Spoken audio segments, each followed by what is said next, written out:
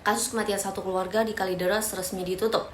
Setelah melewati berbagai penyelidikan, akhirnya penyebab kematian keluarga terungkap. Oleh polisi bilang kalau mereka meninggal karena kelaparan. Tapi setelah diotopsi, dokter forensik RSCM membantah karena nemuin feses di tubuh Budianto dan Dian. Ini artinya sekitar 3 hari sebelum meninggal, mereka sempat makan. Terus setelah diselidiki lebih lanjut, dokter forensik bilang 4 orang ini meninggal karena sakit. Buat penyakitnya, Rudianto punya masalah saluran pencernaan, Reni Margareta sakit kanker payudara, Budianto serangan jantung, dan Dian gangguan pernapasan. Tapi meskipun sakit, ada hal aneh karena nggak ditemuin tanda-tanda mereka berobat ke rumah sakit, dan BPJS juga udah nggak aktif selama 2 tahun. Terus keterangan saksi yang bilang Budianto jual mobil buat pengobatan juga ternyata nggak sesuai.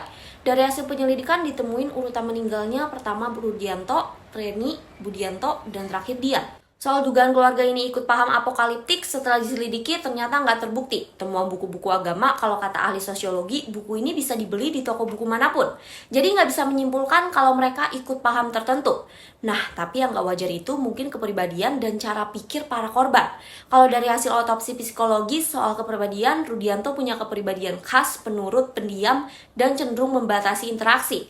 Karena karakter ini, Rudianto pun mengikuti saran pengobatan non-medik. Terus kalau Reni punya kepribadian unggul, pengen dinilai baik dan dominan. Reni nggak punya ide buat bunuh diri, makanya kematiannya dianggap wajar. Buat Budianto, kepribadiannya unik, keras kepala, dan suka hal klinik. Budianto diduga meninggal karena kondisi fisik dan kesehatan yang buruk setelah keuangan habis dan psikologi nggak berdaya. Kalau Dian punya kepribadian khas, suka menekan emosi negatif dan bergantung sama ibunya. Makanya setelah kematian Reni, Dian bangun keyakinan seolah-olah ibunya masih hidup. Terus temuan curhatan pesan-pesan yang ada di ponsel keluarga, tim forensik bilang itu ditulis sama Dian buat menggambarkan kegundahan hatinya soal keluarga dan keinginannya buat dapet jodoh. Kalimat yang ditulis juga nggak ada yang mengarah ke bunuh diri. Jadi kesimpulannya kematian keluarga ini dianggap wajar karena penyakit. Cuma yang nggak wajar mereka menutupi kematian Rudianto. Alasannya sih karena situasi keuangan menipis dan setelah dicek catatan tabungan di Januari ternyata emang menipis buat pengobatan. Terus karena udah nutupin kematian Rudianto, pas kematian Reni pun berusaha ditutup lagi.